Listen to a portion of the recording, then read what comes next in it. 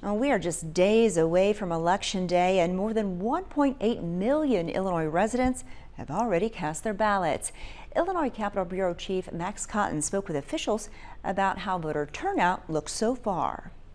As of the end of the day Wednesday, more than 1.1 million Illinoisans made it to their polling place and cast their ballot. That, combined with nearly 700,000 mail-in ballots already returned, means we are on pace to have a record number of ballots cast prior to Election Day in a non-pandemic year. Dietrich says there are still more than 500,000 outstanding mail-in ballots that have yet to be returned.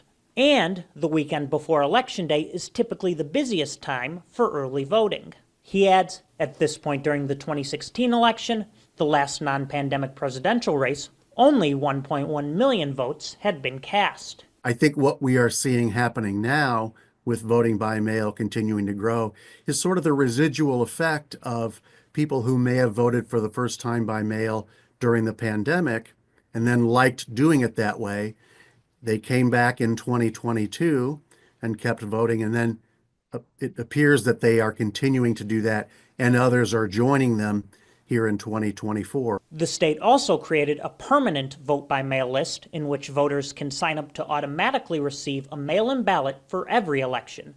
As for what it means for overall turnout, Dietrich says it's too soon to tell. While data so far indicates a potential high turnout election, the big question is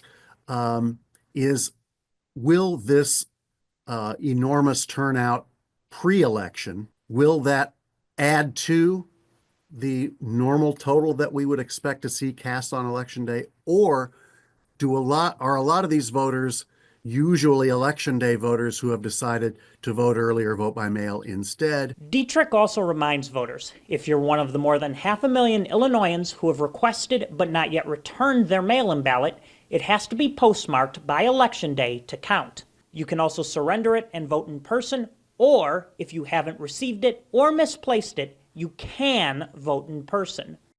In Springfield, Max Cotton, WGEM News.